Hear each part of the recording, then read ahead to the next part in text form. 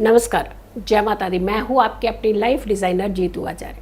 वैशाख पूर्णिमा वो दिन होता है, इसी दिन समाप्त हो जाते हैं वैशाख स्नान।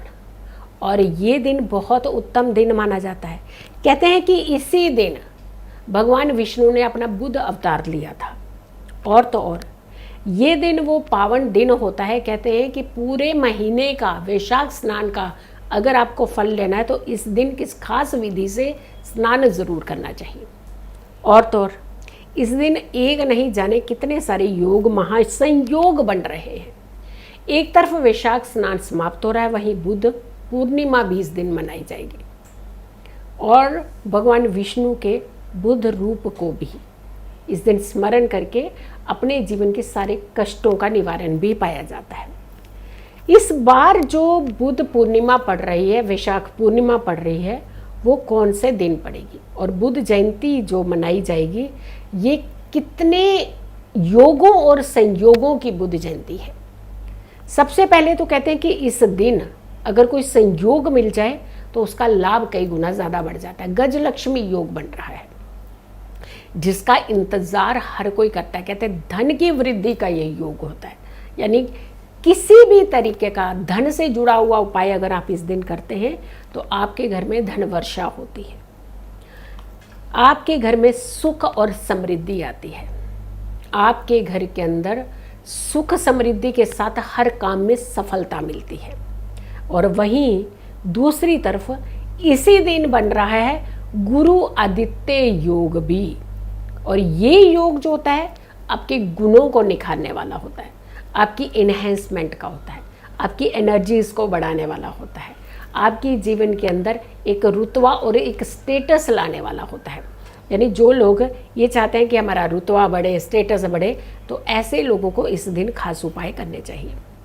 शिव योग बन रहा है इस दिन, यानी एक तरफ भगवान विष्णु की आराधना कीजिए, वहीं शिव योग का आप लाभ ले सकते हैं। सर्वार्थ सिद्ध योग भी इस दिन बन रहा है। तो हमने कहा ना, एक नहीं जाने कितने सारे योग का लाभ आप इस दिन ले सकते हैं। तो योग भी हैं, संयोग भी हैं, और वैशाख पूर्णिमा का स्नान भी है, वहीं दूसरी तरफ बुद्ध जयंती भी है। तो खूब सारा लाभ लीजिएगा, खूब सारे उपाय इस दिन ज़रूर कीजिएगा। तिथि की अगर हम बात करते हैं तो तिथि कितने बजे शुरू हो रही है, यानी ये बुद्ध पूर्णिमा, ये वैशाख पूर्णिमा, ये अद्भुत योगों और संयोगों की पूर्णिमा आपने किस दिन मनानी है। तो 22 मई को ये जो तिथि शुरू हो रही है, शाम को 6:48 पर आरंभ होगी तिथि, पूर्णिमा की तिथि लग जाएगी यहाँ से। और 23 मई को रात को 7:23 तक ये तिथि रहने वाली है। यानी जो 23 मई का दिन है वो सुबह से लेकर के सूर्य अस्त के बाद तक ये तिथि है। तो यानी पूरा दिन की जो तिथि होती है, पूर्णिमा की तिथि, जब आपको ये व्रत करना चाहिए वो होगा जप तप दान ये सब जो करने हैं, ये आपने 23 मई को करने। अब 23 मई को ही चंद्र दर्शन ये किया जाएगा, 23 मई को ही आपको दान करने हैं, 23 मई को ही खास विधि विधान का जो स्नान है वो करना है। अब स्नान का जो हम समय है वो खास करके हम बताएंगे। हम कोशिश करेंगे कि आपको ये समझाने का प्रयास करें कि जो ब्रह्म मुहूर्त का स्नान कितना उत्तम माना जाता है। तो अब 4 बजने के बाद से कोशिश करिएगा, 4:30 बजे से लेकर के आप 5:30 के बीच आप स्नान कर लीजिएगा। अगर इस बीच में आप नहीं कर पा रहे हैं स्नान, तो एटलीस्ट आप कोशिश करके 6 बजे तक स्नान की प्रक्रिया कर लीजिएगा, बहुत अच्छा रहेगा आपके लिए। और दूसरा, इस दिन अगर आपके घर में जितने भी तीर्थ स्थानों के जल हैं, सिर्फ गंगा जल की बात नहीं कर रहे हैं, वैसे गंगा जल में तो सारे जल ही कहते हैं समा जाते हैं, तो आपने लेकिन और भी अगर कोई आपके कोई अच्छे तीर्थ स्थानों के जल हैं, कोई पवित्र नदियों के जल हैं, उन सारे जलों को मिक्स कर लीजिए। गंगा जल है, इन सारे जल को मिक्स करके साथ में आपने 1 चुटकी चंदन डालना है। सफ़ेद चंदन अगर आपके पास है तो बहुत अच्छी बात है, अगर सफ़ेद चंदन नहीं है, पीला चंदन है, आपको पीला चंदन ही आप डाल लीजिएगा। तो कोशिश कीजिएगा चंदन उसमें ज़रूर डाल करके स्नान कीजिएगा।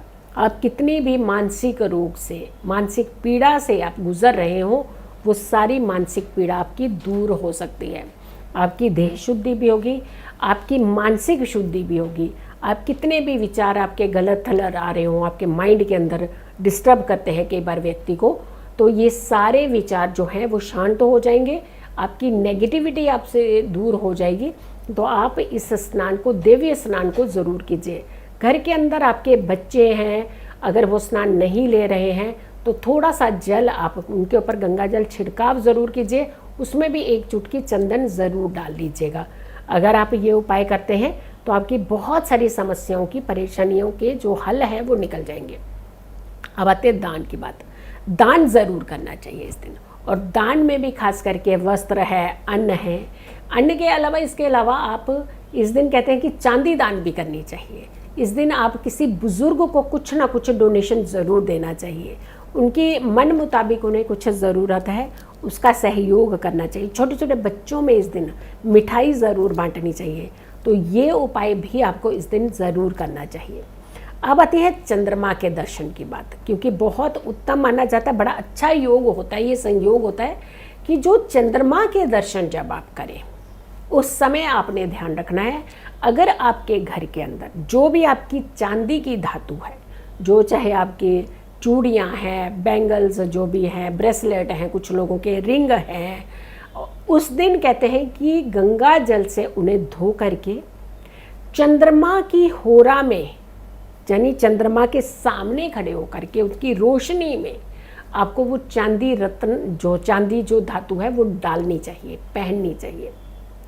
कितना भी आप परेशान हो, कितना भी आपके उथल पुथल चल रही हो जीवन में, कितनी भी आपकी मानसिक चिंताएं हो, कितनी भी आप बीमारियां फेस कर रहे हो, ये सारी की सारी बीमारियों को शांत करती हैं, दूर करती हैं आपसे, और आपकी ज़िंदगी के अंदर एक धैर्य भी लाती हैं।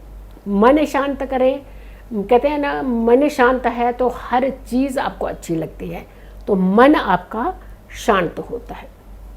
वहीं दूसरी तरफ अगर आपके रिश्ते खराब हो रहे हैं, हर किसी से रिश्ते खराब हो रहे हैं, तो कहते हैं इस दिन चांद के सामने बैठ करके, चांद की रोशनी में बैठ करके ओम सोम सोमाय नमः इस मंत्र का जाप करना चाहिए। इससे आपके जो रिश्तों में तनाव होता है वो दूर हो जाता है। अब आती है बात कि अर्घ में एक विशेष चीज़ ज़रूर देनी चाहिए इस दिन, खीर का अर्घ देना चाहिए। खीर का अर्घ आपको करना चाहिए चंद्रमा को, और या फिर कच्चे दूध से आपको इस दिन अर्घ देना चाहिए। सफ़ेद फूलों के साथ आपको अर्घ देना चाहिए। थोड़ा सा गंगा जल से आपको अर्घ देना चाहिए।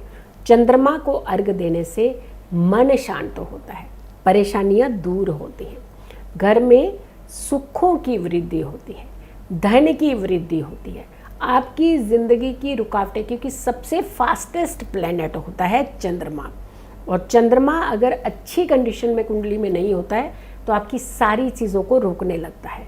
तो बहुत स्मूथ चंद्रमा चलता रहना चाहिए आपकी कुंडली के अंदर भी, इसीलिए आपने इस अर्घ को ज़रूर देना है। चंद्रमा के दर्शन करने हैं, चंद्रमा की होरा में कुछ समय बैठना है, और तो और चंद्रमा के मंत्रों के जाप भी करने हैं। अगर आप इस पूरे विधि विधान को करते हैं तो आपकी समस्याएं भी दूर होगी, आपकी मानसिक चिंताएं भी दूर होंगी, आपकी हेल्थ भी अच्छी होगी, और आपके काम में आ रही जो रुकावटें हैं वो भी कहीं ना कहीं उसका समाधान आपको ज़रूर मिलेगा। सो वीडियो को ज़्यादा से ज़्यादा लोगों तक ज़रूर शेयर कीजिएगा। अगर आपने चैनल सब्सक्राइब नहीं किया है ज़रूर कीजिए, वीडियो शेयर कीजिए, और मेरी आने वाली हर वीडियो को ज़रूर देखें। खुश रहें, स्वस्थ रहें, पॉजिटिव रहें। पॉजिटिव रहते हैं तो हर समस्या से हम दूर रहते हैं।